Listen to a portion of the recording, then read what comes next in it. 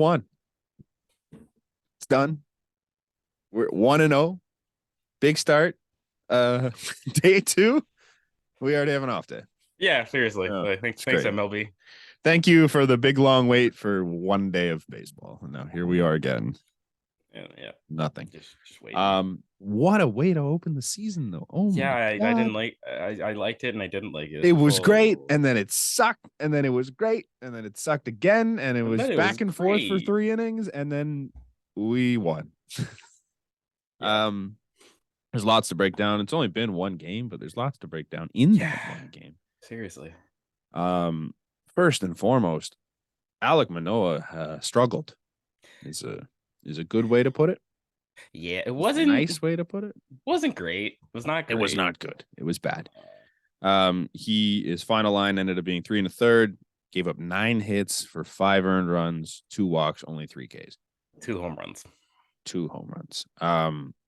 He'd given up, I think it was 26 or 27 pitches in the first inning, and then it was like 40 something in the second, and then it was 60 something by the time he finished the third. There was just zero efficiency, which is crazy from an Alek Manoah start. And it just did not look pretty. I mean, yes, it happened around the league, and I know you're going to say that. I know, not even that. I was just going to say, as far as Blue Jays opening days go, he was 10 times better than last year. I don't know about 10 times. He still gave up 6 runs. I mean, but it wasn't in the first inning. You're right. It took Alek Manoah 3 1/3 to get 5 runs on him, as opposed to 1 out. Sure. I do have a question I want to ask regarding Alek Manoah, because we've now seen him, his last 2 games that mattered that he pitched were big moment games in the season opener and the game 1 of the playoffs. And both times it looked like he couldn't really find the strike zone all that well. Should we be concerned with Alek Manoah in big games?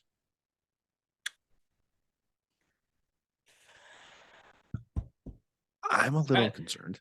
I'm more concerned about the playoff outing than I am yesterday. Sure. Because again, opening day, you're facing arguably one of the best lineups in baseball. That Cardinals lineup is fucking stupid. It's loaded. Yeah.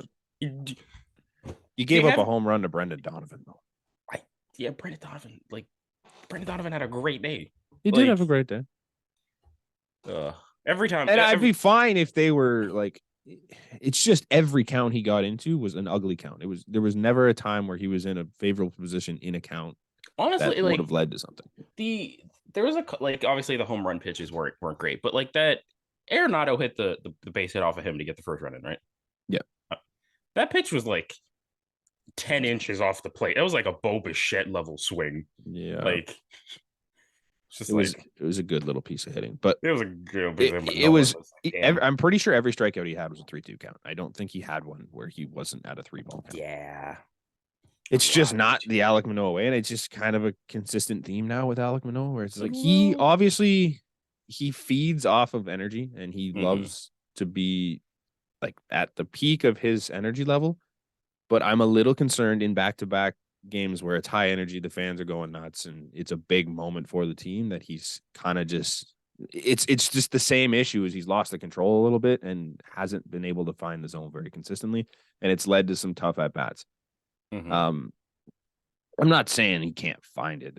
You can figure that out, but as of right now, I'm a wee bit concerned on just a little bit on that front.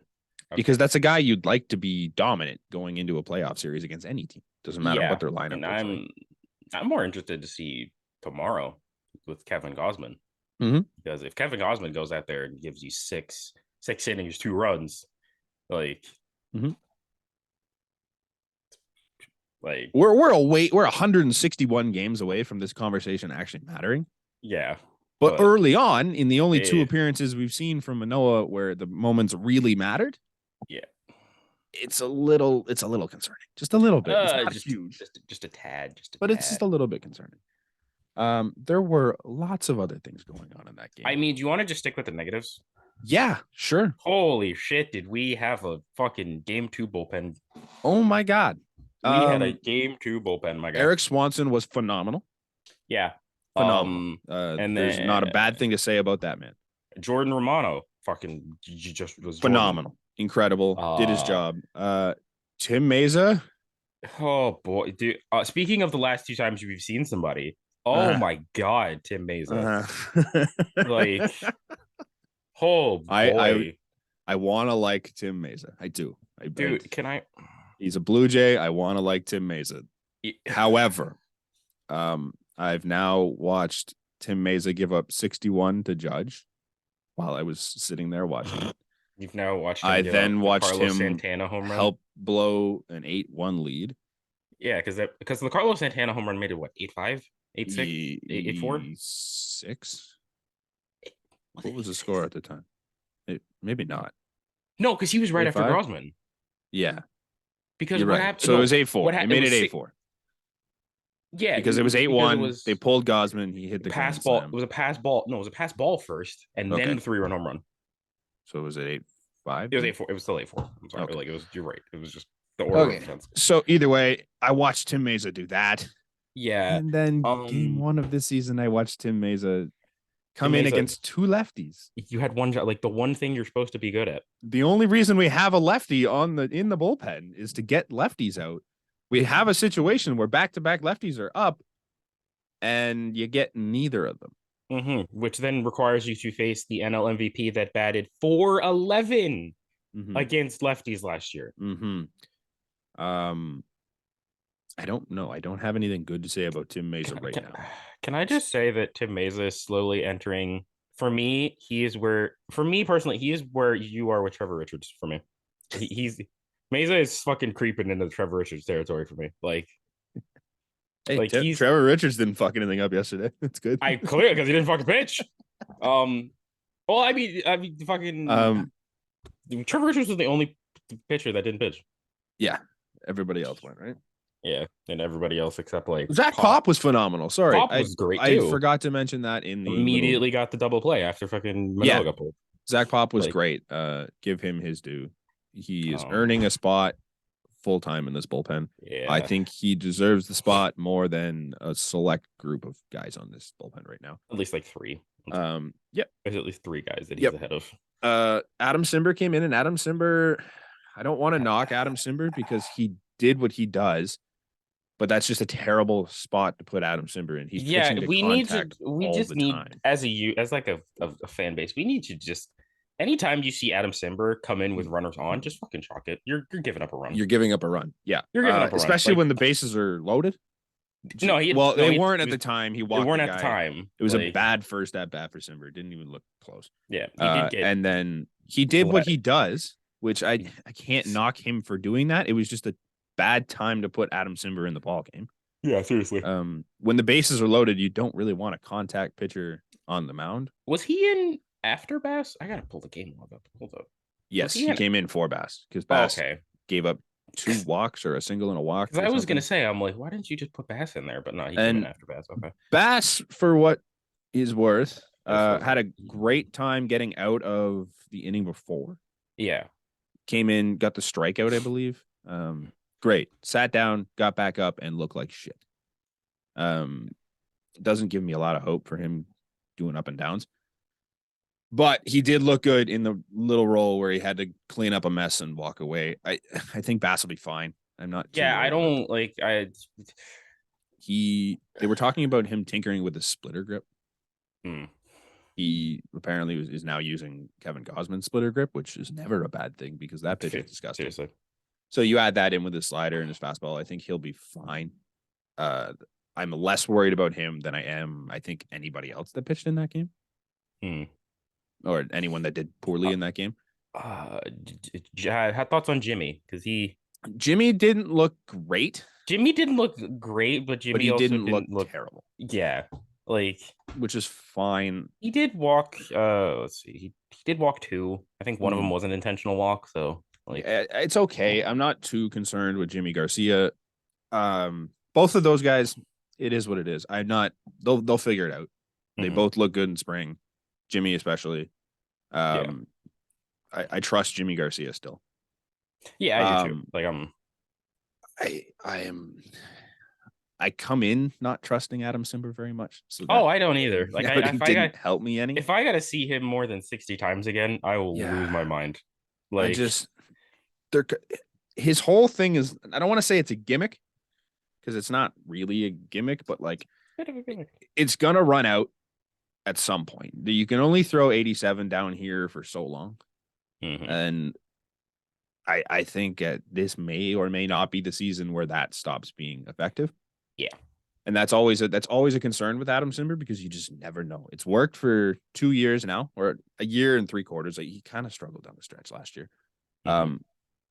Is that going to work again? I don't know. And the problem is when you have Adam Simber doing that and not succeeding, behind him in AAA, you have Zulueta and you have Nate Pearson and you have the Fernandezes. And you have Hagen Jake Danner. Jackson and Hagen Danner. Like, can we just talk about that AAA bullpen? It's nuts. It's absolutely insane. That team should never allow a run after the fifth inning. To everybody that's like, the Blue Jays don't have any fireballers. It's like, no, because they're all just in AAA because we have to keep the older guys for some reason. Yeah. Yeah, I don't know. The bullpen's fickle. It's going to change throughout the year. Obviously, it's only game one. Give it a week and we'll be like, oh, this bullpen's amazing. Like, yeah, it could be, or we could be, hey, let's drop 3 of these guys because they're just not cutting it. Yeah. I don't think we have the same mindset as the front office. No. But I think personally in my books, I'm concerned with Tim Meza. I'm concerned with Adam Simber, and I'm just always concerned with Trevor Richards. So yeah, he didn't even pitch yesterday, and I'm worried about. Oh, he's pitching. He's pitching tomorrow. No, for sure. He's pitching tomorrow at some point. Yeah. So there should be a short leash on all 3 of those guys because you have the options behind. I'm not saying short leashes in like next week. Let's get rid of them type of thing, but you give them the month. If they haven't figured it out, then you maybe start looking. You definitely have less of a leash than you did in the previous seasons. For sure. Like, I'm pretty sure Adam Simber has an option, if I'm not mistaken. I remember hearing that on the Fan at some point this year. They mentioned that Adam Simber had an option. I could be wrong, but I believe he does. The problem outside of that is the only other person with options, I believe, is Zach Pop.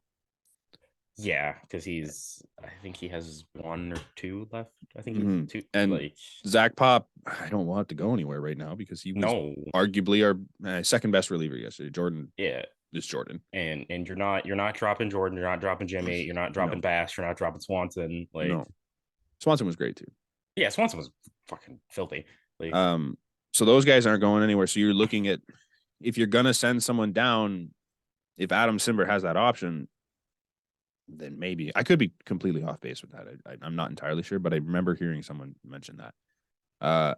And then your only other option is you DFA a guy like Trevor Richards, who, as much as I don't love Trevor Richards, you don't really want to lose Trevor Richards. You know what I mean? Yeah. So somebody will pick him up. Yeah, he's gonna go, and you like to have the depth. So it's tough. The bullpen, it's not going to be a topic of conversation for very long. It's just because we have one game to talk about, and it was man. It's a 10-9 game, and it's just like we just need something to fill time here because realistically, we have a full podcast to do on one game.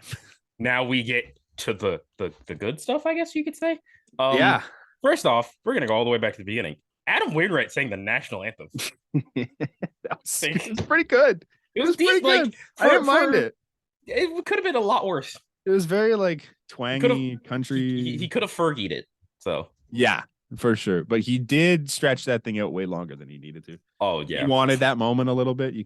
Bro, he knew the pitch clock was going to speed that game up. But yeah, he wanted to make sure we got. Surprise! No, the fuck it didn't. Oh my god, man, that game, like, it wasn't slow. Like, I felt like it needed to end, but no, it was shit. It felt like it never ended. Because it was like the first inning didn't end until like 5 o'clock. Yeah, for game started at 4. I think the game that was the longest game yesterday. Probably, I would imagine. I mean, that or Boston, Baltimore. Yeah, because that game was also insane. True. I know the shortest one was Seattle and Detroit. That was 2 hours, not Seattle and Detroit, Seattle and Cleveland. It was like 2 hours and 14 minutes. Nice. So, but yeah, Seattle. Waino Seattle more today. Yeah, it's great. Waino sang the national anthem. It was great. And then phenomenal. Miles Michaelis was on the mound and got pumped. Well, I wouldn't even say he got pumped. He got chipped away at so hard. Yeah, So hard. George hit one for about 40 feet that went for a single. And then was that no, Bo, that wasn't the leadoff one. The leadoff one was like a nice liner in the right. was it? Yeah, that was like I the feel one like liner he all of had. him barely No, made it that anyway. I know for a fact that was the one like liner he had the entire day. Like, okay, so it was shallow right or left. It wasn't. yeah, it was like shallow right center. Like, so George did what he did all day, put one in shallow right or left yeah, or whatever. Bo comes I don't up remember and where gets it a was. pitch Bo 10 comes up, inches on the hands. does the same thing, puts it the other way. No, didn't put it the other way. No, it put it right up the middle. Vlad then like can we flies. Can we talk about the way they shifted Bo? Yeah, like like Bo is probably one of the only hitters in the game that uses literally every part of the field. He led the league in opposite field hits last year. Yeah, and they pulled the second baseman to as far as they possibly could with the new shift rules. And yeah, I don't really understand it, but there's I'm just only going to like say thank you. 2 players on the team that I really think you need the shift, like they're shifting for, and that's Cav and Varsho. Yeah, like, and maybe Belt, like just the lefties. Like, I don't think you need it. No, I don't really. Vlad's gonna hit it everywhere. George is gonna hit it everywhere. He showed yesterday. He's gonna hit it everywhere. Bo is one of the best in the league at hitting it everywhere. Kirk, same thing. It's just weird. Chappie now apparently is going the other way. Getting paid. It's weird, man. It's just an overall different hitting thing. I'm shocked that they played him that way. It's clearly one game, but aren't you just so glad we're not his home run or bust? Yeah, it's kind of cool. That was a weird game. Man. We scored 10 runs and none of them were by home run. Yeah, it was 19. We had 19 hits. Yeah. If you told me last year we had 10 runs, I would have expected 2 or 3 home runs out of that. Yeah, at least. But there wasn't. There wasn't really even one close. I think they put it up. I think we had 16 singles and 3 doubles. Crazy. And one of the doubles was like a Brandon Belts that it was a grounder through third base. The right side, just kept going. But you know who had a true really good double? Have a debut, Dalton Varsho. Have a debut, Dalton Varsho. Oh my god! Drives in the first run of the season. It was like a 10 pitch at bat. Had a great at bat. Places it. They're just phenomenal. Hit what was it, 113 or something like that? I think that was the hardest ball he ever hit in his career. How are you? How are you, buddy? I think he probably that last at bat too. He probably, if it's July, I think he has a home run. Yeah. But it's March 30th on the day that he hit it. So it's probably not going to go. But later in the season, that's probably good. He looked great. Great debut for them. The outfield, speaking of Varsho and Kiermaier and Springer, they all made phenomenal plays yesterday. And they did exactly why they brought them in. Yeah. Started with George with the diving catch in the second, I believe. Yeah. It was first or second inning. Great play. Little unnecessary dive, but it was a good play nonetheless.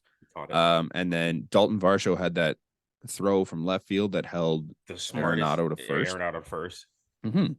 That was just a high IQ play. It's great. I love Lourdes, but you were not seeing that out of him last year. No, I love Teo, but he wouldn't even have got to the ball. I think someone said it best. If that's last year's team, we lose. Oh, for sure. They probably score like 14 runs in that thing. Yeah. And then 7th or 8th inning, Kiermaier makes that beautiful sliding grab, saves a hit there. And then in the top of the 9th, this man just says fuck it and goes first to third on what's presumably like the biggest 50-50 ball ever. There was a conversation about that on Twitter today, and I forget who it was, but they're basically saying like it is kind of a dangerous play because he could make that catch. But my side of things, if you're looking at that, there's none out. Right when he hits that ball, there's none out. So he hits that 50-50 ball.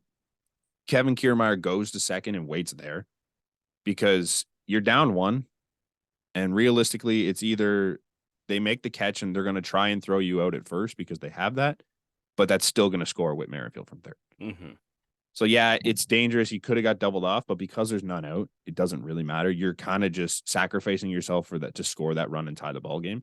And if he doesn't catch it, the thing that happened is exactly what's going to happen. He's going to go first to third, and he's going to set you up for a better play in the next part of the inning. So it was great play. Yeah. What else? What else was there? What else we got? You got anything positive to speak about before I move on to? I mean, can we like the boy? Oh, The spitting boy. on a 104. Also, Hey. shout out. Also, we didn't mention this because it was just kind of Nathan Luke's made the team and not Aldo Lopez. Yeah. Oh yeah.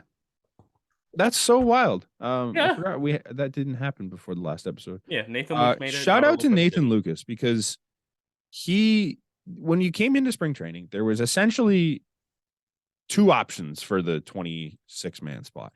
And it was Otto Lopez takes it because he should, or Addison Barger impresses the entire world and steals that 26 spot.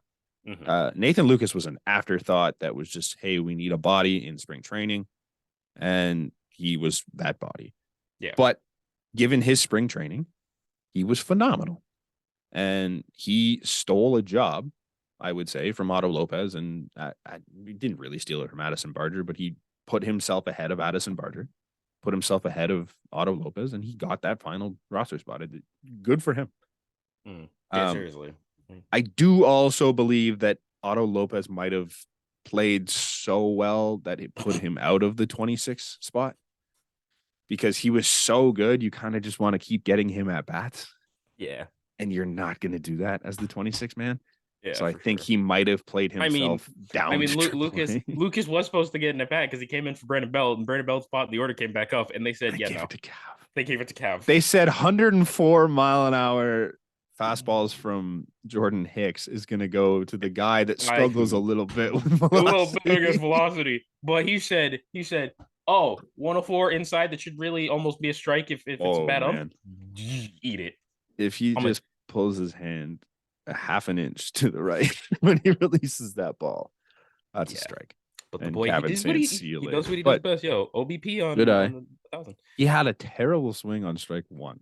It was a curveball that basically hit the dirt, and he swung at it. And I'm like, what is this? I like what is this aggression from Captain Biggio? Hey, man, change it up. So either way, he worked the walk, did what he does best. You love to see it.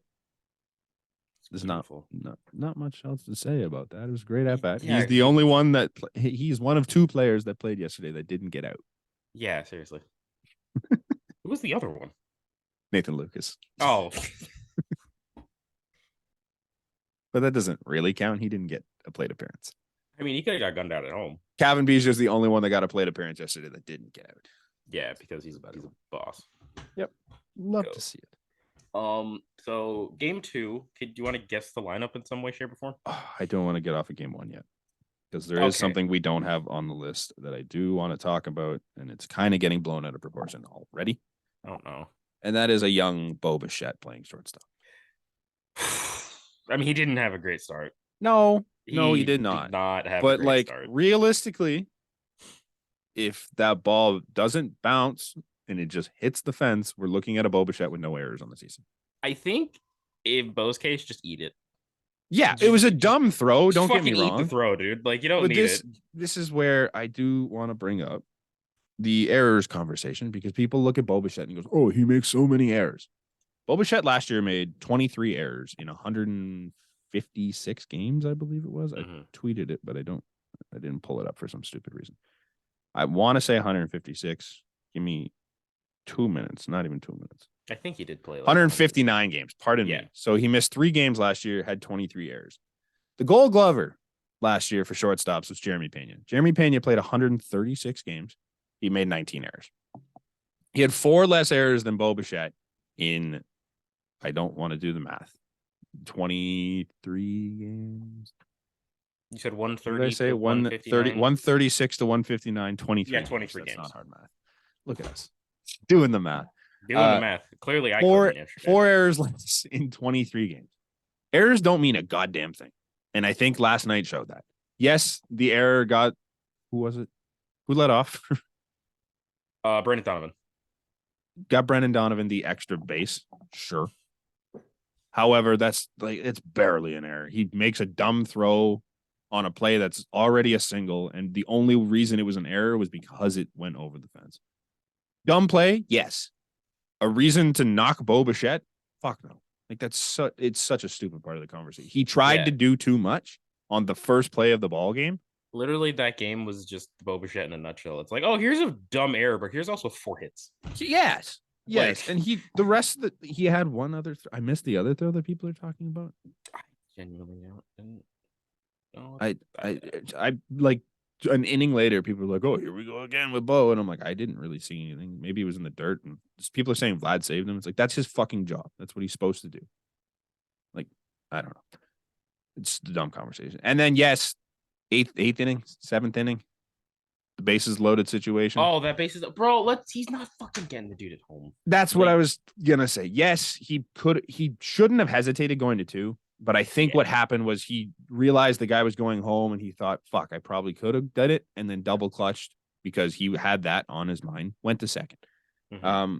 Not ideal, but odds are if you go home, you're probably not getting anybody. Yeah. Because the guy's already halfway down the line. Maybe you beat him home. Maybe. It's a very it's a tough play. Yeah. It's not everyone can do what Vlad did on the next play. Good, holy shit. And it's also Tyler O'Neill running home on that play as opposed to Tyler O'Neill's very fast though. Yeah. He wasn't really running. I know. I don't think, yeah, I'm scoring. Because I genuinely don't think he didn't expect Vlad to fucking crossbody it perfectly. No, no, incredible play by Vlad. But that doesn't take away from the decision that Bo Bichette made. He's very good defensively. Hey, jump boy. That was the most Gold Glove play I've seen Vlad make in his entire career, though. That was insane. What do you mean? The splits? The splits are just like a thing that first basemen do. That's just cool. No. It's just cool. G-Man Choi does it. I don't call G-Man Choi a Gold Glove first baseman. G-Man Choi is just, it's fun and it's cool. But G-Man Choi's flexible. Cool. G-Man Choi is so cool. I love G-Man Choi. Don't knock G-Man. Don't diss G-Man Choi to pump up Vlad. G-Man Choi is great. Hey, just because he's a pirate now, Vlad is also great. That's a Ray. I defended him on the Ray. I love him on the Ray. Hey, man, tell him to catch up to a fastball and then talk to me. Okay, well, we're not talking about that. We're talking about lovable characters. G-Man Choi, top tier lovable character. Where Bo Bichette's play. Sorry, I don't want to get off of it yet. Listening to Buck Martinez talk about what the reasoning why he should have went home was just hurt me internally, because he was right that you probably should have gone home, but for starters, they're not playing infield in, which was weird. They were in like the middle. It was like halfway. If he's on the grass, he scoops that ball, he goes home, we're turning to double play and we're going. Yeah, but it's the fact it's not even a conversation. He's halfway. He's not going to make that play to home. And then Buck Martinez goes, well, it wasn't a very hard hit ball. And I'm like, well, that's another reason why you're not going fucking home with it. If he lasers that at you, it's popping away. The guy's 2 steps off the bag and you're making that throw to home. Yeah. But it wasn't a very hard hit ball. And that's the reason why Bo had to take a second thought about it, because it took too long to get to him and he had less time to make that play at home. But Buck Martinez is going, it wasn't a very hard hit ball, so that's why he should have thrown it home. I'm like, that makes no sense whatsoever. That's the complete opposite. It's the complete opposite of what it should be. Yes, he should have went home. And then Joe Siddle popped on and he's just continuing to be the Buck Martinez of today. And he goes, yeah, I agree with Buck completely. It's like, fuck you both, man. So stupid. I don't understand. Hurts. But yeah, dumb. He could have went home with it, maybe. Probably. I'm not going to say he shouldn't have gone home with it. But the fact that it wasn't a very hard hit ball is the exact reason why he didn't go home with it, not a reason to go home with it. It just, listening to that hurt so much. I got to listen to that guy all year long. I know. All year long. He went off for like 20 minutes about that stupid pitch calm in Manoah's hands. Yeah. Did you also see that he went off on one knee catching again? No, I didn't. I tuned them out so much. Because Wilson Contreras got 103 in the kneecap. Like, that sucked. But like, he's like, see, that's what happens when you're on one knee. And I'm like, no. That's just how Jordan Hicks yanking a pitch right into Wilson Contreras' kneecap. Yeah. Like, I thought we'd gotten away from one knee catch conversation. No. Because I thought he was just going to spend his whole life talking about the pitch com from now on. Never. It's almost like the pitch com didn't exist last year, and Buck Martinez just saw it this year and went, why are we using that? What do you know? Nah, okay, you know what's messed up? Every time I hear Buck Martinez, I just think of that like one meme of like Skeletor going, you see? It just home run. The first time they saw Manoah on the mound, he goes, I don't know why he's using that. He shouldn't be using that. And just going off about this thing. It's to speed up the play so that he can do that on the mound and not have to worry about the pitch clock the entire time. You call the pitch you want to throw. Mm-hmm. And he goes, well, the catcher should be making those decisions so that the pitcher doesn't have to think. The pitcher wants the pitch he's going to throw regardless. The catcher maybe has a say. Literally, he gets rid of the middleman instead of shaking off 5 times and just like, no. Chooses what he wants to throw and what he feels good throwing, picks the pitch, go. He got rid of it in the second inning, so obviously he didn't like it either. But it's worth a shot. You got to try it. Try and speed the game up and not have to worry about that 8 seconds left on the clock once the batter's in the box. It just hurts so much. I don't like listening to him talk. Respectfully. Dan Shulman, we love you. Have fun. Yeah. They make Dan look so good. Dan's good regardless, but like so many people around the league make Dan look so good. The White Sox Astros game yesterday. Oh, that's Jordan hit that tank. Jordan hit that tank. We don't have to talk about the game right now, but Jordan hits that nuke. And the play-by-play guy was great. Carl Rabish and Eduardo Perez are great. Like who's the color guy?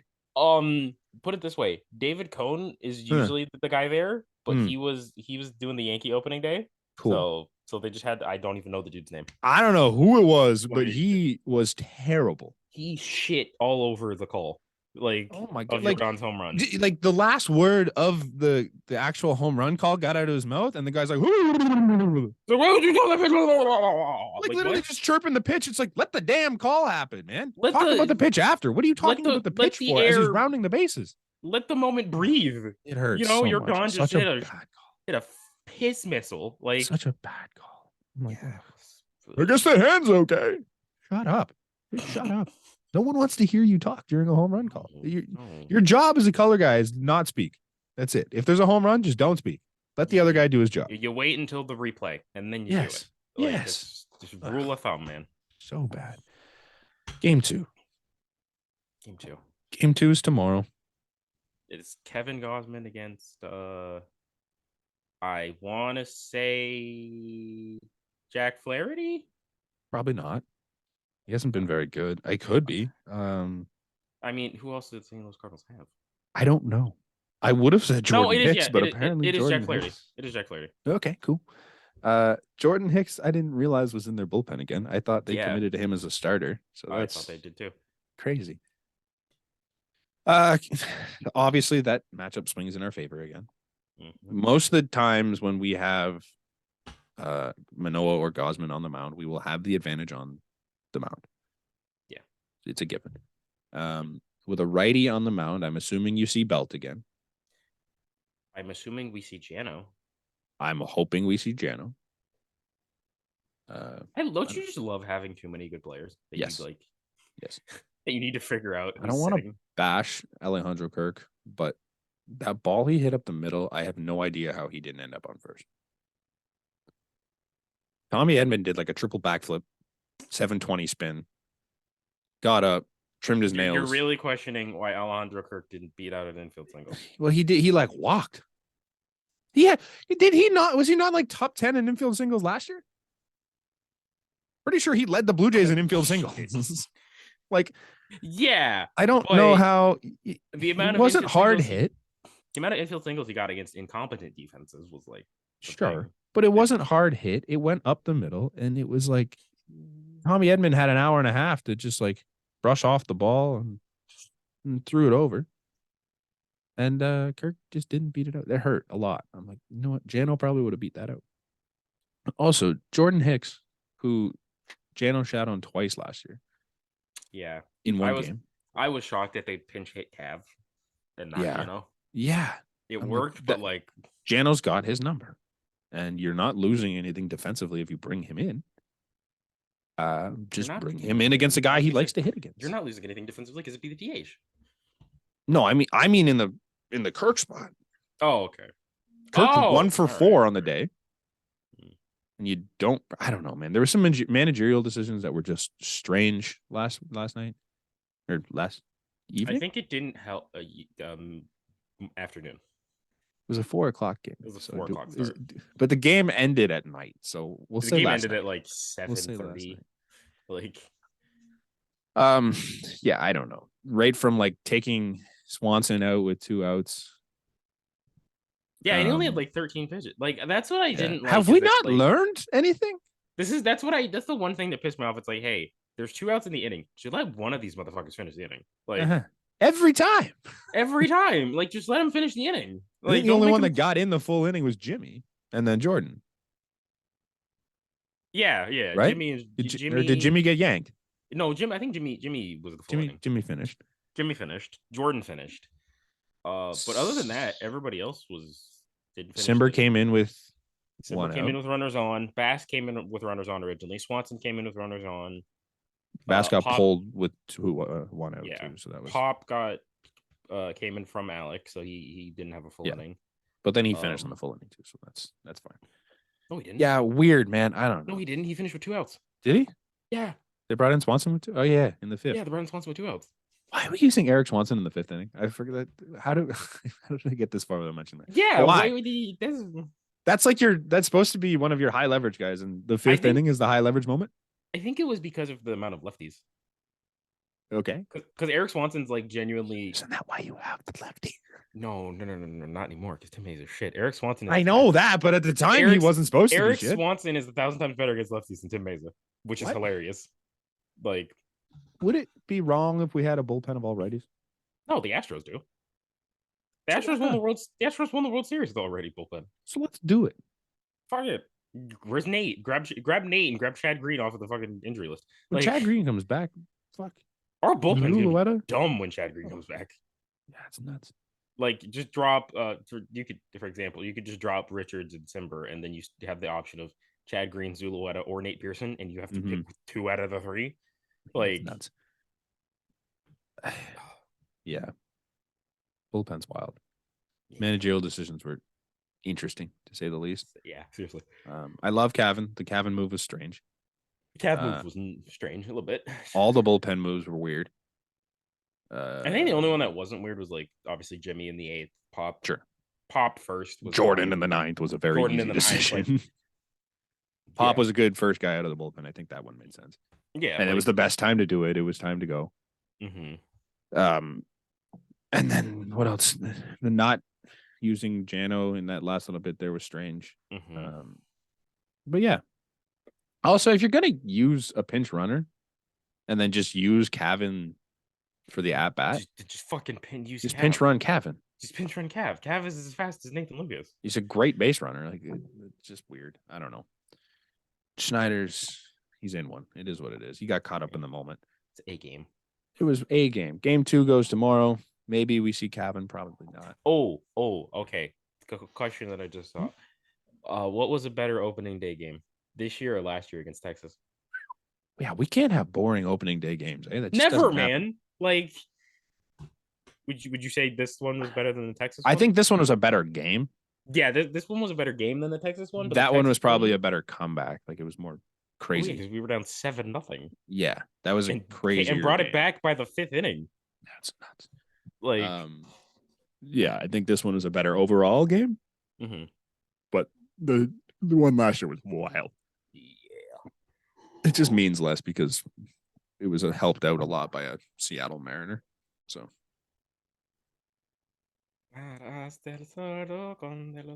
He still uses it, by the way. Yeah, it's a banger of a walk-up. It was weird. I tuned into the Mariners game for 2 seconds just to check, and all I heard was, I'm like, you motherfucker. Yeah, I'm gonna miss it. Whatever, dude. Oh, we gotta don't wait. Like that we team. gotta wait. I don't like those fans. We gotta wait 20 days. If I'm not 20 days. That's wait. We gotta wait like 10 days, 11 days before we hear any new walk-up songs. Our home opener is on the 11th of April. Yep. 12 days. Well, I guess technically 11. Yeah. Yeah, it's gonna be a while. I got tickets to the home opener. Did I tell you? Oh, aren't you fucking lucky? $65, but yeah, I'm going to a game that's probably Mike Clevenger versus Jose Barrios. So we can boo Clev. That'll be fun. I'm wearing a White Sox jersey to the game. No, I'm still gonna boo Clev. I'm boo. I think White Sox fans should boo Clev. I think everyone should just go to the bullpen area where you can now just go and hang out before the game and just shred Mike Clevenger. Great. Twinkle Toes Happy Feet. That's great. I think that's perfect. That's what that thing was brought in for. The stands around the Rays bullpen. That's exactly what that's for. Is for the Mike Clevenger. Clevenger situation. All bets are off there. Go ahead, say whatever you want.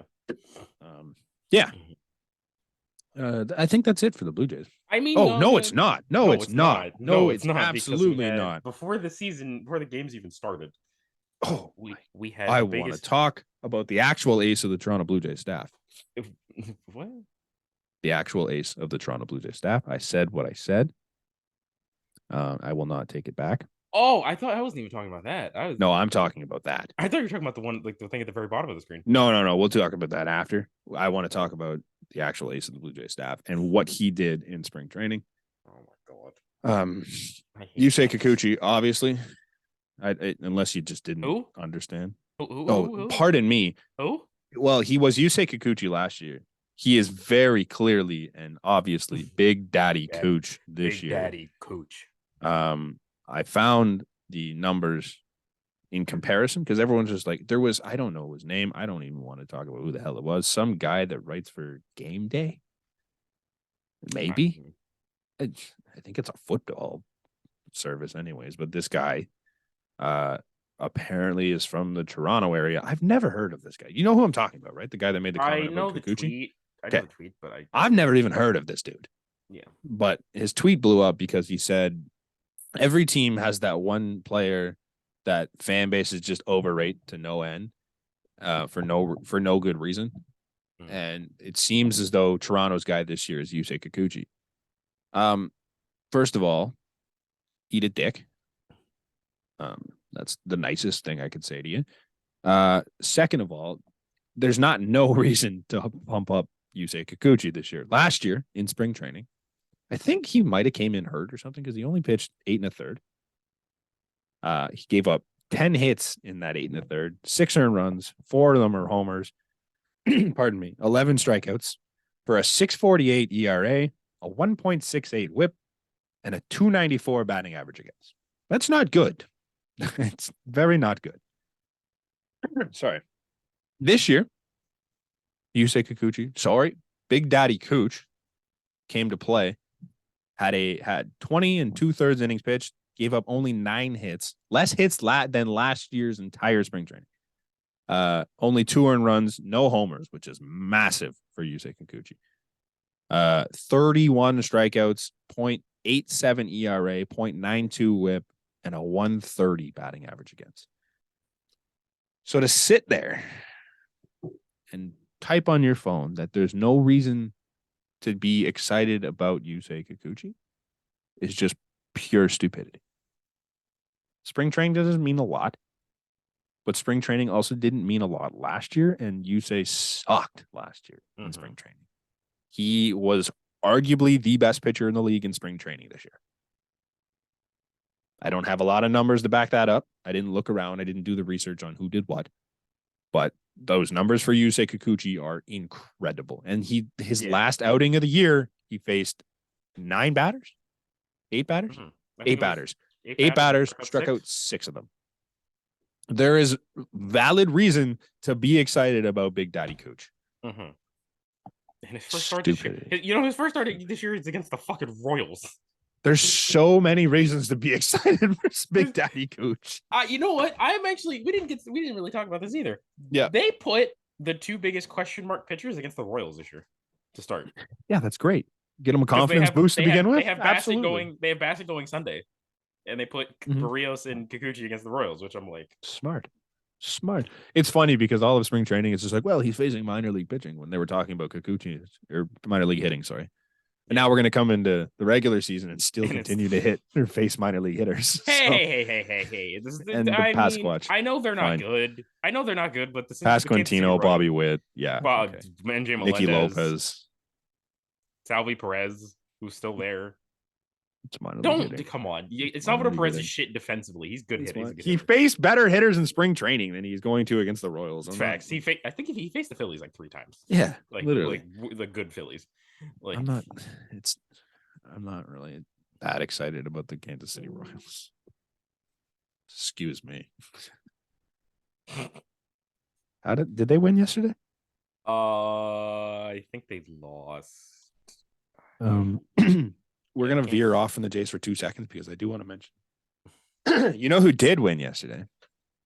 The worst team in baseball. Oh, I wasn't gonna bring this up yet, but fuck it, we gotta do it. I just wanted to kind of transition there for a sec against the best player in baseball. Dude,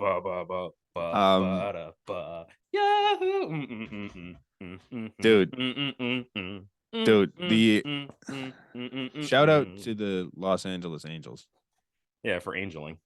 For doing exactly what the Los Angeles Angels are expected to do. Shohei Ohtani pitched a gem for an opening day start. I think he only went 6 innings, but it's opening day. I don't think anyone went more than 6 innings. And seriously. He was great. He held them to no runs over 6, and it was 1-0.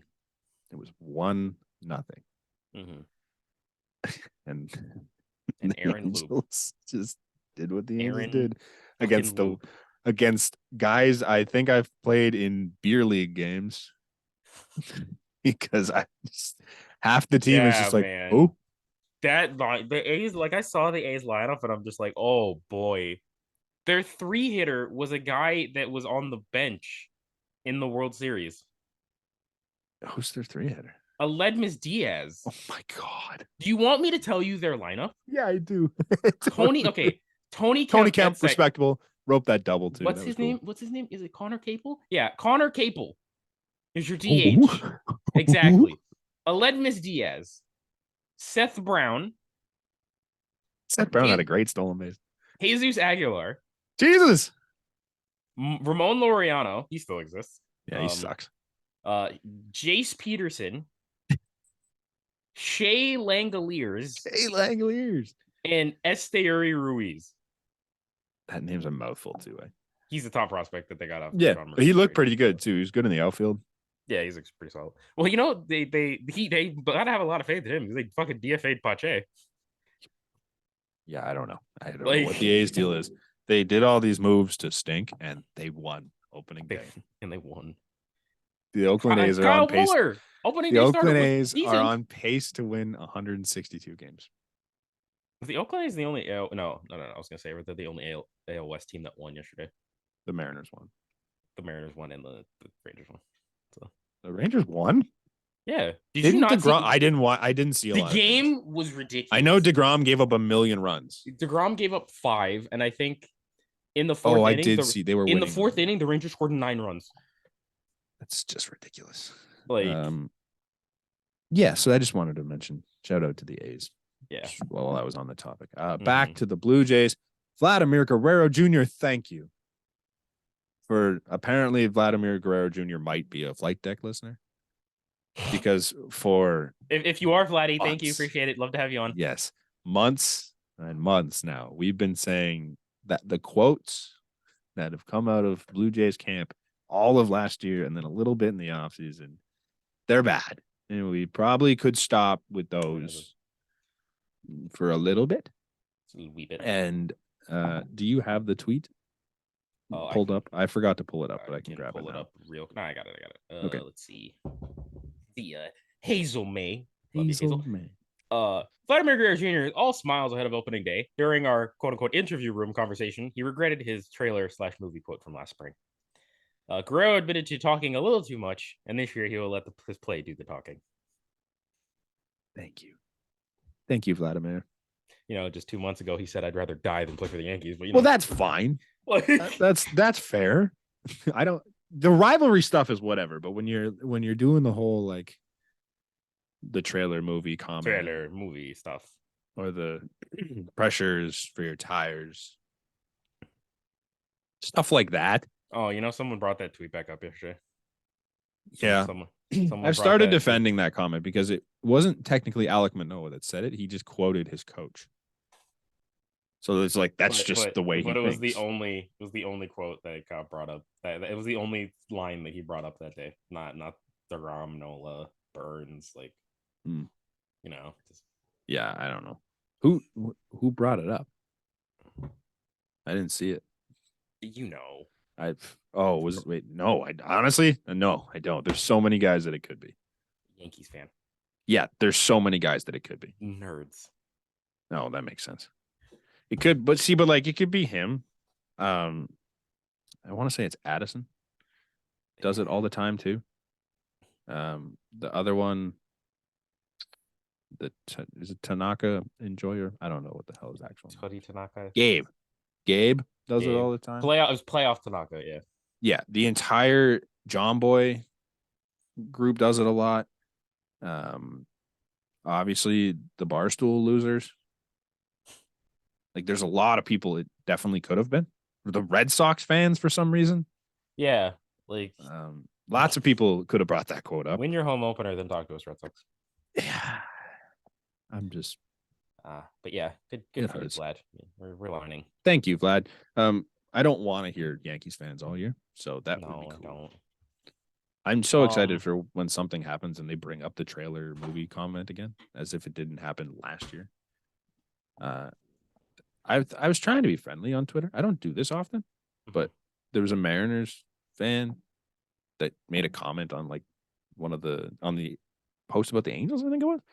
He said, imagine being the best player in baseball and playing opening day in Oakland. And I just responded, I'm like, and then your bullpen spoils your entire what do you call it? Entire great start, and then blows the game for you. And he said, couldn't be a Mariner. I'm like, couldn't be literally 29 other teams. This is the most Angels thing you could possibly do. And he goes, not a Blue Jays fan saying this, and fucking puts the video of Romano giving up the winning run. I'm like, dude, what the fuck? I'm like, you guys suck. I hate Mariners fans. They've quickly climbed to the top of them and Orioles fans. They fucking just. What do you have to talk about? You're a Mariners fan? You've had one good year. One winning season, and they one good year. All aboard the fucking train. Like, no. Like, I want to see the demise of the Mariners so bad. I want the Angels to finish second in that division just to spite. I hope Julio has 45 home runs because I have him in fantasy, but I hope the rest of the team just. You need to stop taking enemies in fantasy. That's tough. I passed on Garrett Cole. You'd be proud of me. Good job. He was sitting there for 2 rounds, and I'm like, oh, dude, that's me in MLB The Show. Dude, I never use Yankees. I'm starting to get to the point where I can't use Mariners. I don't even think I drafted a Yankee in any of them. No, you shouldn't. I just can't do it. I can't do it. To not, what the hell is his name? Yoshida. I drafted twice because I fully think Yoshida's going to have a good year, and I'm like, you know what? I'll go for it. But the Red Sox aren't going to be good enough to matter, so that's fine. No. I didn't draft. Oh, Brandon Lau, I think. No, I didn't draft Brandon Lau. I have no one. I have no one in the Rays, no one in the Yankees. But I couldn't not draft J-Rod. I had the 3rd overall pick, and it went like Trey. I don't remember who went second. The 1st overall pick is very interesting to me. Stolen bases and average and homers, like he does everything. I was going Trey with 3rd overall, like without a doubt in my mind. Mike Trout slipped to the 2nd round. I think he's ranked that low. Yeah, it's crazy. But yes, I would like J-Rod to succeed, but nobody else. I hope Teoscar hits 11 home runs this year and hits 205. I don't wish success upon him. He's a great guy. I love him, but I don't wish success upon him anymore. You went 0 for 4, 2 strikeouts. So. Nice. Welcome to the team. Hey, so after one game, we've won the trade. Seriously. Shout out Eric Swanson. Eric Swanson struck out as many people as Teoscar Hernandez struck out. He's that dog. I'm here for it. Big win in the trade. Thank you. I don't know if we won I guess we technically probably won the Diamondbacks trade too, right? What did Lourdes do? Lourdes had a sack fly. No, Lourdes had a base hit. Right. Gabby had a sack fly. I know that. Okay. So do they have the same amount of RBIs? Varsho had 2, right? I think he believe. So we won the Diamondbacks trade too. Look at us just winning all the trades. Check. Let's see. Lourdes went 1 for 4. Nice. Gabby went. He only had 2 plate appearances. Excuse me. Yeah, nice. He went. Probably walked. Did he walk? No, he didn't. He didn't walk. He get pulled? He only had 3. He only had 3 plate appearances, I guess. Interesting. Because one counted as the bottom line here is we definitely won both trades. Congratulations to Ross Atkins for that. We'd love to see it. Do we have anything else about the Blue Jays? I don't think so. I don't believe so. But now here we go. Now we get to let's rapid fire a lot of fucking stories around the league because it was a big day for baseball. We Where here, do baby. you want to start with the White Sox? Do you? Of course I do. I'm wearing my work hoodie. So I have the jersey up here. It's black and white. You kind of okay. It's close enough. And I Fine. got my shitty red White Sox hat. Shout out to Yohan Moncada. Hey. We didn't need to start there. You're a dickhead. Dylan Cease was fantastic. Oh, slider that's where slide. you want to start. My Cy Young pick is Cy Younging. I have him in both fantasy leagues, so I will ride the Dylan Cease train with you all year long. That guy's phenomenal. Yeah. I hope you are at least in the conversation for Cy Young with that pick. Dylan Cease was sick. 10 Ks over 6. It's 6. 6 and a third, 2 hits, 1 earned run, 10 Ks, no walks. Earned run happened when he wasn't even on the mound. So yeah, fucking Aaron Bummer. If it's mid-season, he's finishing that inning out, and he's got no earned run, 7 innings pitched. Yeah. Great start by Dylan Cease. Thank you. Yeah. The White Sox started very White Sox-y like last year. They started 0 for 7 with runs in scoring position. Yeah. And then Yaz is back. And now we can bring up my boy. Not yet. Yeah. No, because it was directly like after the Yaz thing. Yohan Moncada hits a missile. Goes through Jose Abreu's legs. Yeah. Gets gunned out trying to stretch a double into a triple. Granted, it was close. It was a great relay to get him. Like, it was a great relay. They got him. However, it was a 1-0 game for the Astros at the time. Like, and it would have put Yohan Moncada on second for the Yasmani Grandal tater that happened 2 batters later. Yeah. Which would have made it a 2-1 game, but it didn't matter in the end because Andrew Vaughn stepped up. Who needs Jose Abreu when you have Andrew Vaughn? Yes, that's got to feel good for the White Sox beating the Astros on night 1. Seriously, like especially when Abreu's playing first base. Yeah, that's cool.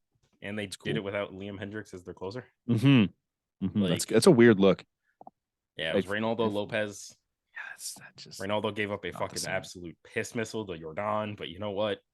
Boy, did he ever! Holy shit. We already brought it up, but holy did he hit that.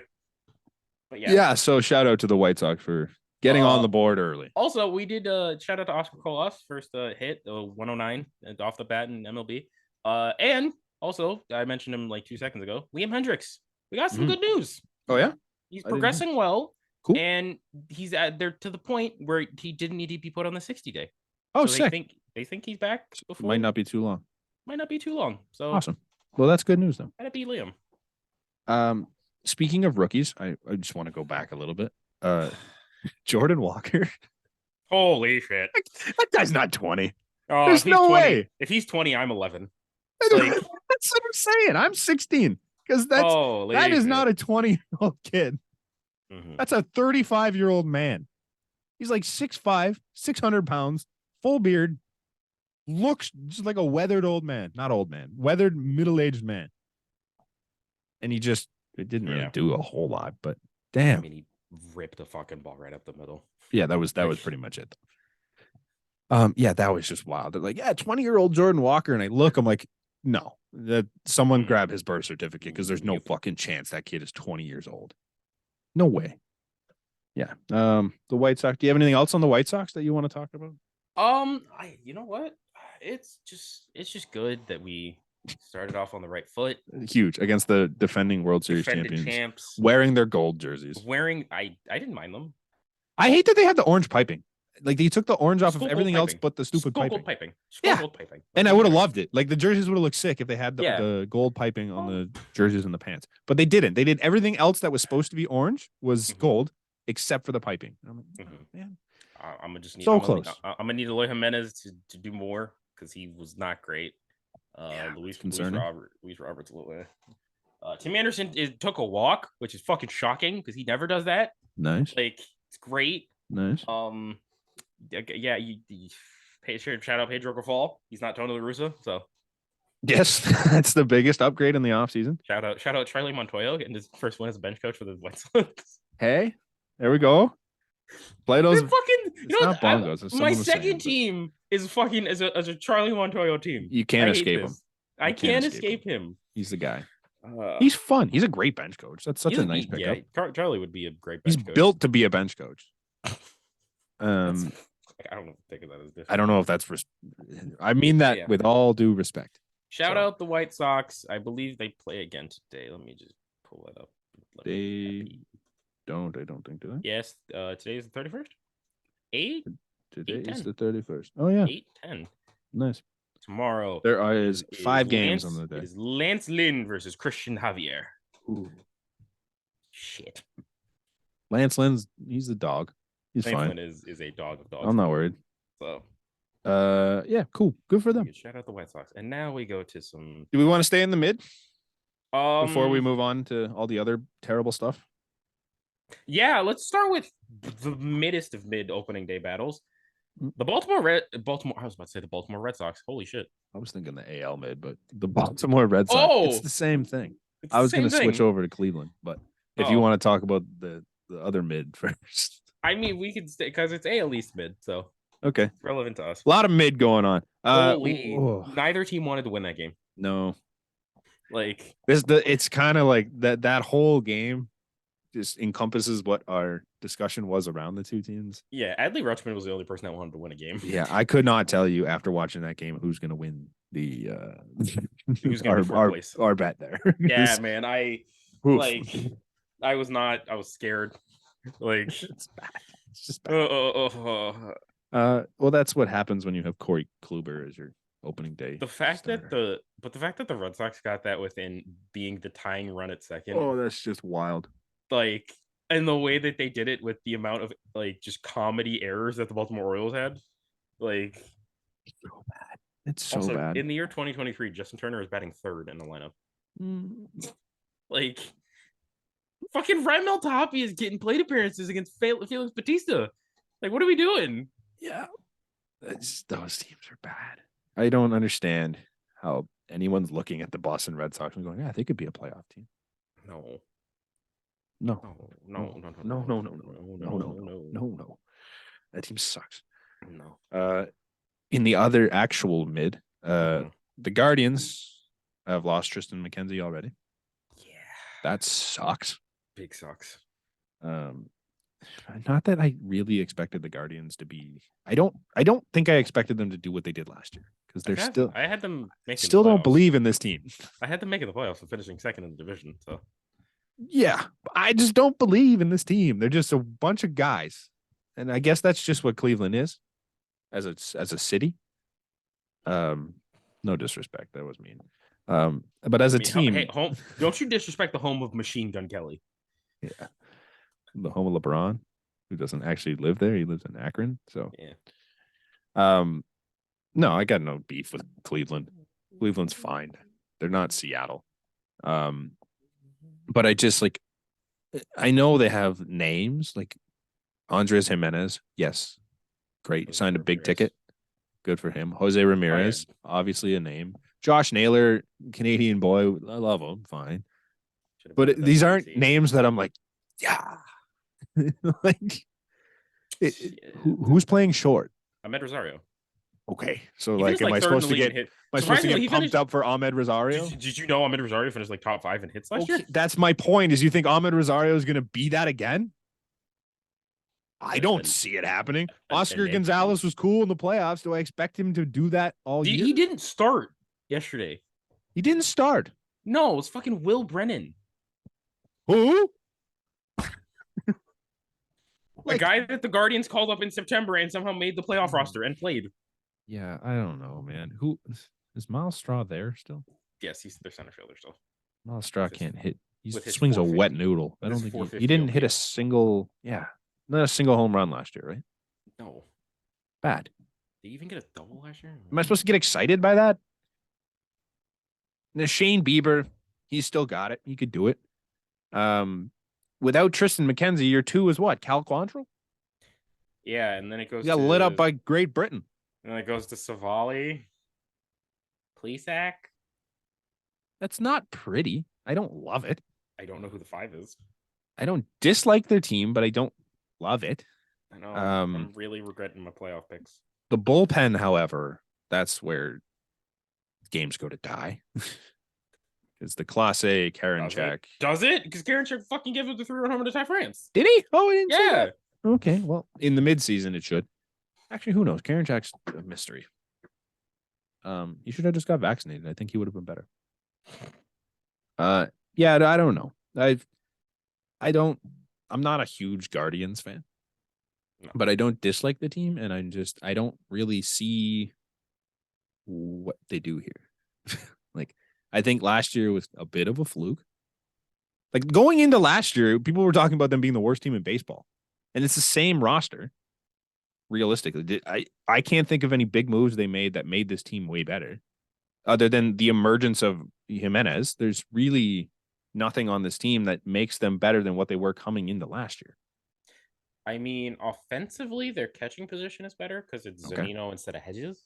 Okay. But other than that, but Zanino Zanino's not a needle mover. But Zanino defensively is Not a great. lot to be desired. Yeah. So I don't know, man. I just coming into last year, we're looking at this exact same roster. People were like, this is the worst team in baseball. Now all of a sudden it's just like, oh, this is a guaranteed playoff team. And I don't really see it. I think they were riding a high last year and they're probably going to crash down, similar to what the Orioles are. And I think they come down. I don't know, man. I'm not saying they're going to be bad, but I think it's a hell of a lot more of a conversation than people are making it out to be. Yeah. I didn't really want to bash on the Guardians today. I don't know where that that came from. Man. Yeah. Oh well. We talked about DeGrom already. We talked about Baltimore and Boston. We talked about Hendricks. Oh, we buried the lead of the rest of the league. Justin Verlander's hurt. Oh shit. Forgot about that. Yeah. Sucks. I don't really. It's kind of why I was not investing in Justin Verlander. Seriously. It's great that he had a Cy Young season last year and he was phenomenal, but he's 40. You break down at some point. He seems to have defied time for a while now, other than 2 years ago when he had Tommy John. Like, let's just forget about that. It's I don't know, something major strain. I don't, something lat major, something. I don't know. I'm not a scientist. I don't know how long it's going to keep him down, but he's on the 15-day IL. And yeah. It sucks for the Mets, man. I couldn't tell you who the Mets Is it fucking is Kodai Senga there too? Yeah, I believe so, right? Because it goes Scherzer. It would be Scherzer. I guess it'd have to be Senga. Walker's in that rotation? No, he's not. On he's Phillies. In the Phillies. Oh, what's his name? The other guy that reminds me. Peterson. Yeah, what's the lefty? Quintana? Nope. Didn't he go there? He's injured. Where did he go? He's injured. He's injured. Oh, so but he is there. Too. He's injured too.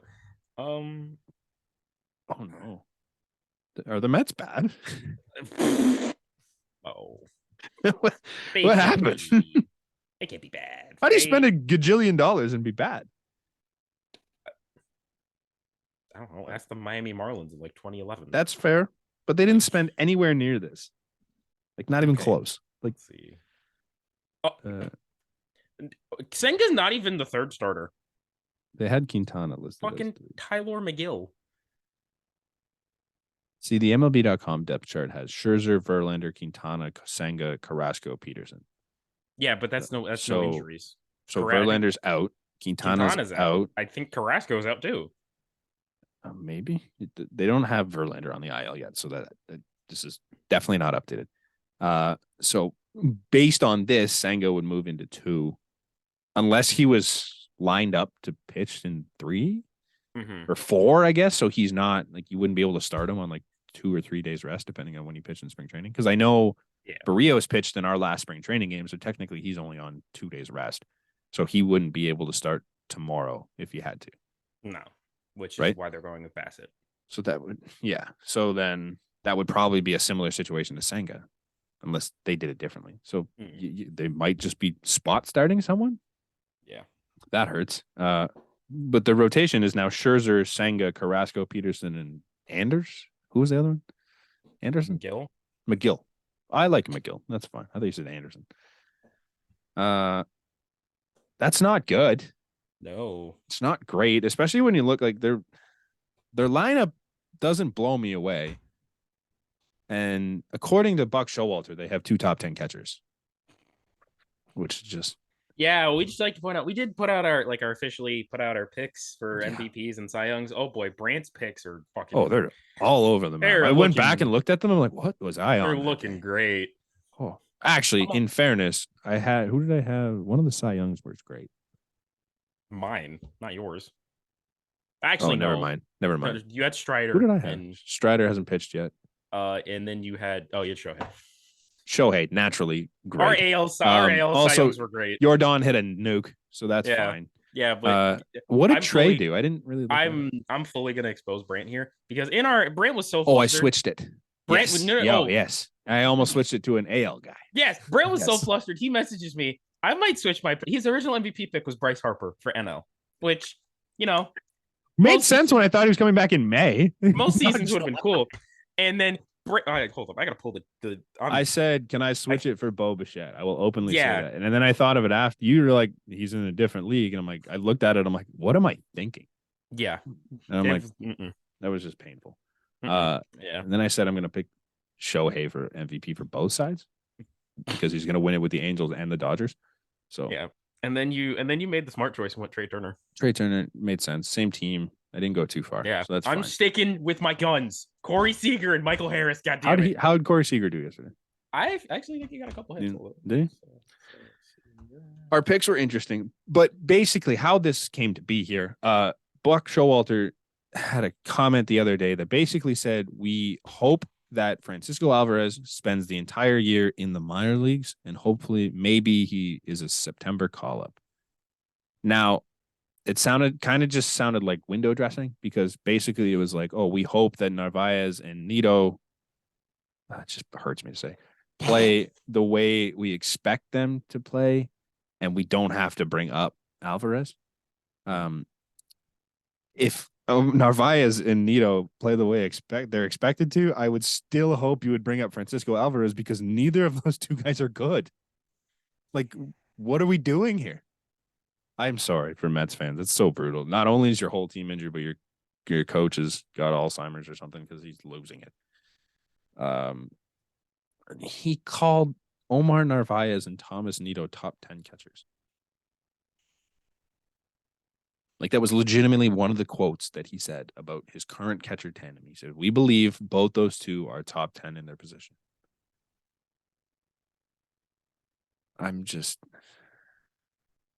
The Mets suck. And then, so the rest of their roster is just it's a little underwhelming. Like Pete Alonso can hit for sure. Vogie's backing him up. It's not pretty.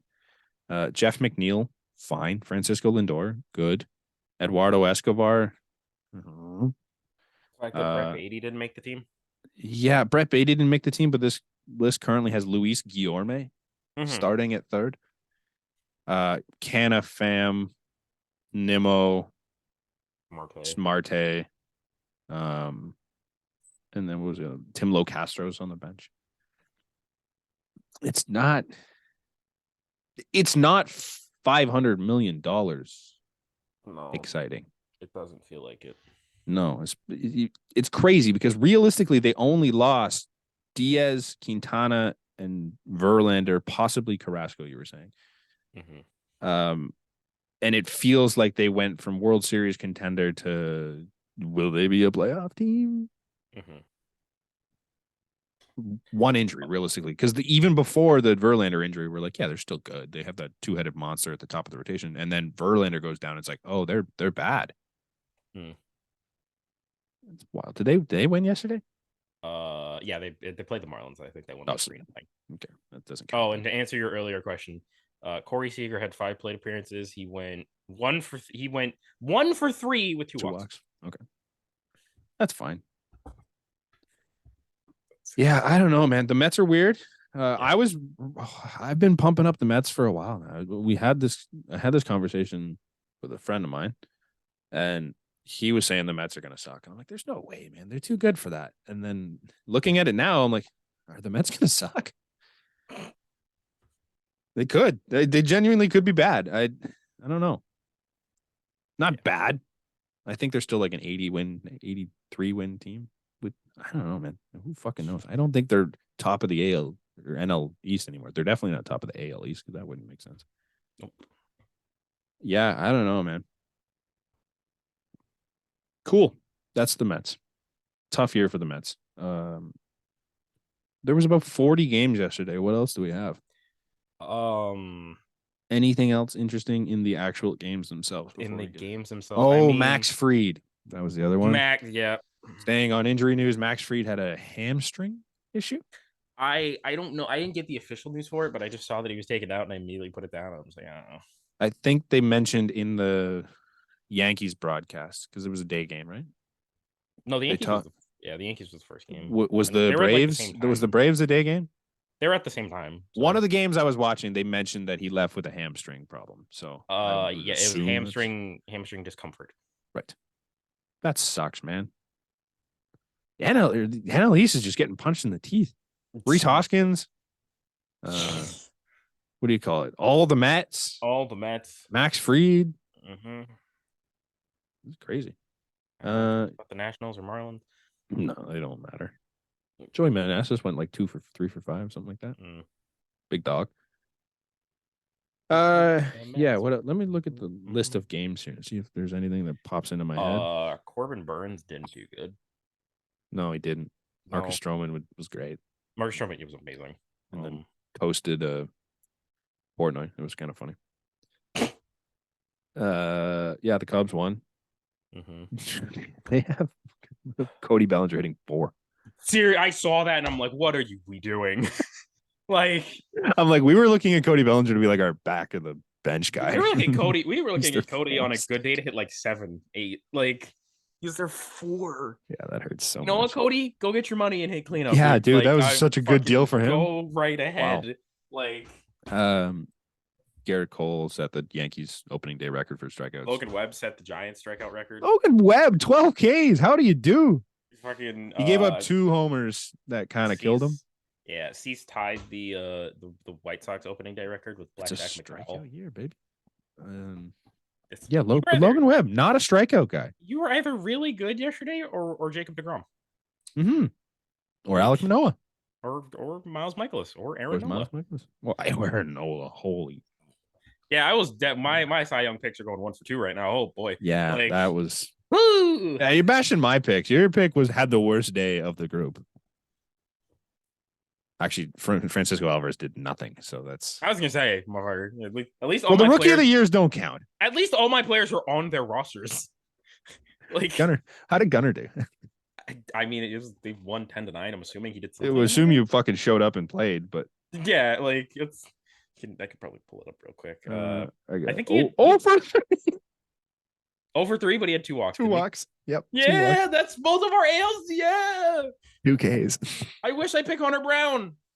2 of his 3 outs for Ks. I wish I picked Hunter Brown. Gunner's gonna figure it out. He was DHing. Oh, did we just? I love how we buried the lead on that Boston Baltimore game. Adley Rutschman had 5 hits and a walk. Yeah, because George had 5 hits too, so who cares? Yeah, but Adley had a home run. George had 5 hits. George is way better. Adley's the best hitter in baseball. Yeah, we're done with that. I don't. He probably might be. JT Realmuto. As long as JT Realmuto exists. Yeah, JT Realmuto that's kind of what I was gonna say there, but Alejandro Kirk exists, and Danny Jansen exists. Yeah, show that channel jersey. Yeah. What else happened yesterday? I'm looking at it here. Dodgers won. That's easy stuff. The Padres got pushed. I didn't even hear about that one. 7-2. Well, yeah, because their game was like rain for it was rain in San Diego. It was very weird. I just want to raise it. Raise it because the boys are 1-0. Shout out to Dallas Braden. Raise it. 5-4 for the Pirates over the Reds. How do you do? In the Bad Bowl. So, yep, that doesn't matter. The Reds and the Pirates. The Pittsburgh Pirates are on pace to win 162 games. Oh. How do you do? Rob Zistrzewski got the win. Did you just try and say Mark Zubchinski? No, Rob Zistrzewski. Wait, was that the guy on Team Canada? Yes, he got the win. Shout out. Also, do you know who got the win in the Jays game? Yeah, Jimmy. It's so ridiculous. Makes no sense. Oh Uh, man. yeah, Rob Zastrisnis. They won Sheesh. despite getting out hit. Yeah. O'Neill Cruz is just shoving it up my hoop. Mhm. Hit a homer in the I third hope he does. on a 101 mile an hour heater Yeah. tank. Yeah, good for him. Also, didn't Hunter I Green through want him to. 105? Hunter Green through 105. Hunter Green's a monster. Andrew McCutcheon has now seen the two fastest pitches in MLB history. He's been in the box for both of them. Him and Hunter Green and the Chapman. It's scary. That's like brutal. It's poor guy. like McCutcheon had an RBI on a bases loaded walk. seeing him back in a Pirates jersey just looks right. This is hilarious. If you look at how the Pittsburgh Pirates scored all 5 of their runs, started out with a O'Neill Cruz homer. That's great. Okay, that's doing solid. what he should. Then the top of the 4th comes around, bases loaded. Brian Reynolds walks on a full count. Andrew McCutcheon walks on a full count. On the wild pitch, O'Neill Cruz scores. And that was 3 of their 5 runs. The 5th run was a sacrifice fly by O'Neill Cruz. Jeez. Raise it. Raise it. The boys, man. I'm here for it. I'm rooting for the Pirates all year long. I'm going to see 2 of their games for sure. So that's fun. Yeah, it's gonna be a great time. I love how we keep beating around it, but we really didn't get into the Phillies and Rangers game. No, I don't think we should. No, we should, because oh boy, it was our former team. What do you mean our former team? Our former team, the Phillies. Oh, having a tough day. They'll keep dancing on their own. 1-4. We're 1 for 4 for Trey Turner. He had an RBI though, so how do you do? Schwarbs with a big 0 for 5. Yeah, Aaron Nola, just 3 2/3, 5 runs. Are you looking at this box score right now? Yeah. Okay, don't look at the lineup. Could you tell me who batted 4 for the Philadelphia Phillies?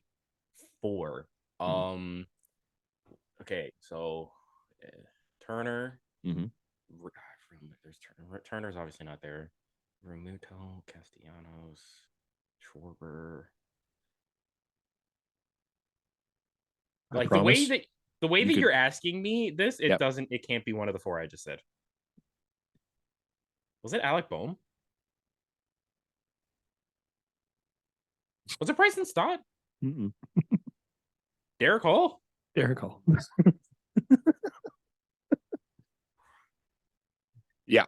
Derek Hall was the 4 stick for the Philadelphia Phillies today. Where was Castellanos hitting? Nick Castellanos hit 5th. It's just crazy. Stott hit 6, Boehm 7, Jake Cave 8, Caveman 9th. Okay. Yep. Soto didn't get an out. Yeah. That's crazy. What a great start to your Phillies. The back half of the bullpen was great. Vasquez didn't give up a run. Bilotti and Strom both didn't give up a hit. Bilotti had a walk, but whatever. 2 strikeouts. It's great. Connor Brogdon wasn't good. Nope. Nola was terrible. Yeah. Jesus, Greg Soto, man. That's just ouch. He just ruined his ERA for the next 6 months. He doesn't even technically have an ERA right now because he didn't get a single out. Just an infinite ERA. Great. So if he gets 1 out, I think his ERA is like 81. That hurts so much. Like so much. Well, it depends on how many more runs he gives up before he gets an out. The Rangers were good. The lineup did what it needed to do. Yeah. I don't have much to say about this game, honestly, other than the fact that DeGrom was terrible. The Nola was terrible. And that's about it. Yeah, there's not much. I think we've covered almost every game. We don't need to talk about the Twins and Royals. The Royals didn't score a run, and you're going to tell me they don't have a minor league offense? I'm Score sorry a that run against they the have Twins. names. They have name. You act like Pablo Pablo Lopez was sick. Joe Duran. Yeah, fucking score runs off Okay. him. Okay. How about who we got in there? Caleb Thielbar. Is that a name Yeah. that you just said to me? Yeah. Jorge Lopez. Fine. Griffin Jacks. That's a great name. Mm-hmm. JAX. Like, pretty cool. And then, yeah, Joe Duran, obviously. But yeah, they didn't score a run off of that. They only got 2 hits in the entire game. 2 hits, Connor. hey, and one of them was a Salvador. I watched it. One of them was a Salvador Perez like broken bat blooper. Mm-hmm. Like, yeah, that's Bobby. Okay, so Bobby Witt, MJ Melendez, Sal Perez, Pasquantino. That's a great 1 through 4. mm-hmm. Franmil Reyes. Hey, man, he can. He hasn't been good in 2 years. Yeah, he can Jorge Soler revive his career. Michael Massey. Yeah, that's a cool name. Hunter Dozier. That's a trash box. Kyle Isbell. And then, is it Edward? Edward Olivares. Edward Olivares. Your 2 hits came from Sal Perez and Kyle Isbell. Thanks. All right. We've trashed every team enough. We've talked about all the games. Do we have any other stories from around the league that we need to talk about before we get out of here? Couple things. One, we got all of the City Connects announced. Ooh. Toronto's still not one of them. Yeah, that sucks. Canada bias is crazy. I mean, well, you might actually be happy. So the 6th reveal are going to be revealed. Atlanta Braves, the Berg, Texas Rangers, Seattle Mariners, Cincinnati Reds, Baltimore Orioles, and raise it, the Berg, raise it. The Braves have already shown Pittsburgh theirs Pirates, off, and it's boring. It's their like Hank Aaron era. Yeah, it's boring. They've already done that, but whatever. Yeah, it's a nice jersey, but it's a very boring. nice jersey. Like it's gorgeous, but it's just they've already done that. I was really hoping for something new. Yeah, but whatever. The Berg, if the Bergs ends up looking good, I'm absolutely getting myself a G1 Bay jersey. And not even thinking twice about it. G1 Bay is my dog. Bay didn't even. Oh, Bay did play yesterday. He started at second and he moved to center. The fact that did they bench Brian Reynolds? G1 Bay was 2 for 3 yesterday. How do you do? Wait, did they bench Brian Reynolds? Why did he go to center? He's in. Brian Reynolds played left. Jack Sawinski started in center. Oh God. Yep. Who? Kane is a Kanan, right? Kanan Smith in Jigba? Yeah, brother of future NFL player Jackson Smith and Jigba. He played right. And then he got pinch hit or pinch run for, I would assume, by Rudolfo Castro. So that moved G1 Bay to center. Yeah. And then Sawinski moved from center to right. Okay. Honestly, I don't hate their roster. Like, they're not great by any means, but like obviously O'Neal Cruz is an alien. Mm-hmm. Brian Reynolds is a pretty good major league outfielder. Andrew McCutchen, you never know. You could figure it out. Slam Tana just murders us. So if they ever play the Jays, they're laughing. Yeah. This Smith and Jigba guy seemed like he had a decent spring training. Rudolfo Castro, whatever. Keep Brian Hayes, pretty good. Jack Sawinski was fun to watch, and then G1 Bay just gets on base like more than Kevin Biggio. So yeah, seriously, it's crazy. Their catchers suck, and their pitching staff sucks, but their lineup is cool. Mitch Keller started for the Pirates. That's your opening day starter. Jesus, that hurts a little bit. Could've been but just Tristan Isney, sneaky. Got the dub. That just sounded like you said a slur. Like no. This Tristan Isney. This Striz. It sounds like I'm having a stroke. Zestriz. This is just. Oh my god. Please spell it out before you have an aneurysm. ZASTRYZNY. Zastrizny. Zastrizny? Just Zastrizny. Let me pull it up. Let me pull this name up because this. Zastrizny. It can't be that difficult. Zastrizny. You know, maybe if you were a real Pirates fan, you'd watch the game so you could get the actual phonetic pronunciation. Brant, come on now. I don't have MLB TV. I couldn't just watch games that I wanted to watch. This is Strisny. There's no way it's not. This is Strisny. Oh yeah, it's got to be okay. Yeah. Right? Okay. Yeah. The way I'm seeing it now, it's this Disney. I just added a couple. Yeah, that's fine. Anything else? Lastly, kind of a big deal. Minor leaguers have a CBA. Cool. Fucking great. Maybe they'll get paid now. Yeah, the deal is 5 years and it includes at least double the pay at all levels of the minors. And they'll be paid year round as opposed to fucking 6 weeks. Nice. Like aside from a 6-week break in the winter, they will be paid year round. So the complex league goes from 4,800 a year to 19,800. The low A goes from 11 to 26.2. High A goes from 11 to 27.3. Double A goes from 13.8 to $30,250. Triple A goes from 17.5 to 35.8. Pretty cool. So they're now all making more than me. It's give or take. Actually sad. Like it's good though. You should be. I mean, it's basically like a minimum wage job to play baseball at this point. Yeah. Like that's not awful, I think. The complex league still kind of sucks, but whatever. They can live off that. I'm sure the team covers 4,800 to 19,000. That's a yeah. Jeez. Yeah. Oh well. Cool. Congratulations to the minor leaguers. That's a big step in the right direction for them. That's it though, right? You got nothing left? Yeah. We're out of here. Cool. We'll be back. We'll be back on early next week. We're not sure which one yet. It's gonna be either Monday or Tuesday. I don't remember what we said. I think this week week has to be Tuesday because I got to do some stuff on Monday. Okay, so we'll be back Tuesday. And we're doing this on the podcast. Are we recording in the morning? No, evening. Fuck, I have work Tuesday. Oh, fuck. Well, that's not helpful. Great. Actually, you know what? I probably could just. No. I can record Monday. Okay, so Monday. I have class until 5, so it's like. Oh, that's fine. We go after that. Yeah. I might have to do. The plan was doing homework on Monday, but fuck it, I can do it on Sunday because homework's overrated. It's not when it's the last week of school. So we will be back Monday. Yes, it sounds 2 8 weeks, baby. There'll be 3 of us, which is kind of neat. Hopefully, hopefully, hopefully. Do I know this person? No, I don't. Think okay, so.